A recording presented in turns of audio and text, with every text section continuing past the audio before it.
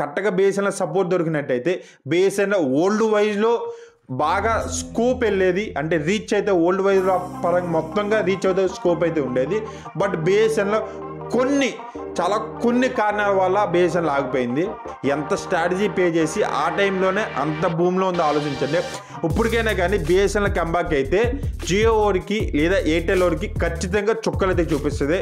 ఎందుకంటే ఎంత మార్కెటింగ్ ఉన్న కంపెనీ ఆ టైంలోనే ఇది గవర్నమెంట్ కంపెనీ అవ్వకపోవటం వల్ల ప్రతి ఒక్క ఏరియాలోకి, ప్రతి ఒక్క విలేజ్లోకి బిఎస్ఎన్ఎల్ టవర్ అయితే వెళ్ళింది, ప్రతి ఒక్క సిటీలోకి వెళ్ళింది. అసలు బిఎస్ఎన్ఎల్ అనే పేరు ఎలాగొచ్చింది, అసలు బిఎస్ఎన్ఎల్ టవర్ని ఎవరు సృష్టించారో మాట్లాడుకుందాం.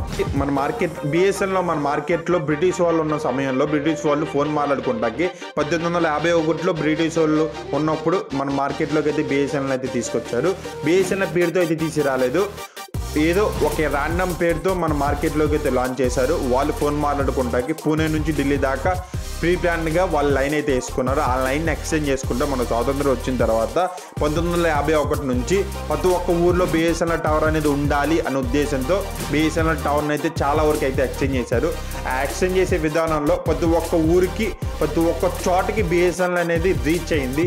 వాళ్ళ నెట్వర్క్ అనేది అలా రీచ్ అవుతుందో వాళ్ళ నెట్వర్క్ అనేది పెరిగి గ్రోత్ అయ్యి వాళ్ళు ఒక యూనిక్ వేలో వచ్చారు. నాకు తెలిసినంత వరకు ల్యాండ్లైన్ అంటే బిఎస్ఎన్ఎల్. ఎందుకంటే నా ఓవర్ వరకు ఒక ల్యాండ్లైన్ ఫోన్ అనేది ఒక న్యూ స్ట్రాటజీతో బయటకు వచ్చింది బిఎస్ఎన్ఎల్. అప్పట్లో ల్యాండ్లైన్ ఫోన్ని చాలా తీవ్రంగా వాడేవాళ్ళు. ల్యాండ్లైన్ ఫోన్ మా ఇంట్లో ఉందంటే నేను డబ్బున్నోను అనే ఫీల్తో మాకు సృష్టించేవాళ్ళు. ల్యాండ్లైన్ కోసం 6 నెలలు లేట్ అయిన పర్ల మాకు ఇన్స్టాలేషన్కి అని చెప్పి అడ్వాన్స్ అమౌంట్ పే చేసిన వాళ్ళు కూడా అప్పట్లో చాలామంది అయితే ఉన్నారు. ల్యాండ్లైన్ని ప్రతి ఒక్క ఊర్లోకి అయితే తీసుకొచ్చారు. ఫోన్ అనేది లేనప్పుడు ల్యాండ్లైన్ ప్రతి ఒక్కరే తీసుకొచ్చారు. దాన్ని కొంచెం ఇన్నోవేటివ్గా తయారు చేసి జస్ట్ ఒక కాయిన్ వేసి నిమిషం వరకు మాట్లాడుకోవాలనే స్థితిలోకి అయితే అంత టెక్నాలజీని బిఎస్ఎన్ఎల్ అడాప్ట్ చేసుకుని అంత టెక్నాలజీ అయితే అప్పట్లో లాంచ్ చేసింది. మీకు చాలా సినిమాస్లో చూసే ఉంటారు, కాయిన్ వేసి 1 మీటర్ వరకు మాట్లాడుకునేది, దాన్ని సృష్టించింది. అలాగే బిఎస్ఎన్ఎల్ తన స్టేజ్ని ఎప్పటికప్పుడు ఇంక్రీజ్ చేసుకుంటా, తన స్కోప్ని ఇంక్రీజ్ చేసుకుంటా 2007 వరకు అయితే వచ్చింది. బట్ 2007లో బిఎస్ఎన్ఎల్కి బ్రేక్ వేద్దాం అనే ఉద్దేశంతో ఒకేసారి హ్యాండ్ బ్రేక్ లాగారు. దానివల్ల కారు పిల్టా స్పీడ్గా వెళ్ళే దాన్ని హ్యాండ్ బ్రేక్ లాగితే ఎలాగైతే కారు రొటేషన్ అయిపోద్దో అలాగే బిఎస్ఎన్ఎల్ పరిస్థితి అయితే చాలా తీవ్రంగా అయితే వెళ్ళిపోయినాయి. 2007లో టెలికాం మినిస్టర్ చేసే మిస్టేక్ వల్ల బిఎస్ఎన్ఎల్ అనేది అల్లకొల్లోలం అయితే అయిపోయింది. అప్పట్లో ఉన్న టెలికాం మినిస్టర్ 223 పోల్ లైన్స్ అయితే వేశారు. అది ఒక నెట్వర్క్ ఒక ఏరియాలోనే ఫుల్ బెడ్జ్డ్గా మెర్జ్ చేసి తక్కువ డిస్టెన్స్లో అయితే వేశారు. అలా వేస్తా కారణం ఏంటంటే వాళ్ళు ఏదైతే వాళ్ళకున్న నెట్వర్క్ టీవీ నెట్ అని ఒక సమస్య ఏదైతే ఉందో, ఒక ఛానల్ సంబంధించిన సమస్య, దానికి నెట్వర్క్ స్పీడ్ ఎక్కువ ఉండాలనే ఉద్దేశంతో టెలికాం లైన్స్ కేవలం ఒక ఏరియాలో అని వేస్తాం వల్ల అది సిబిఐకి ఫార్వర్డ్ అయ్యి ఆ టెలికాం మినిస్టర్ రిజైన్ చేసి ఏదైతే స్కామ్ గురించి ఇప్పటికీ దాని గురించి కేసు రన్ అవుతూనే ఉంది. దానివల్ల ఒక స్టాక్ అయితే పడింది. అదే 2007 సంవత్సరంలోనే ఇంకొక టెలికాం మినిస్టర్ అయితే వచ్చాడు. ఈ మినిస్ట్రీ కూడా చాలా ఎక్కువ శాతంతో చాలా దూసుకెళ్ళిపోతున్న టెలికాంకి రెండో మినిస్టర్ కూడా చేశారు మళ్ళీ స్కామ్. 2G స్కామ్లో అప్పుడు మీరు చాలా వినే ఉంటారు, అప్పట్లో ఉన్న వాళ్ళకి బాగా తెలుసు.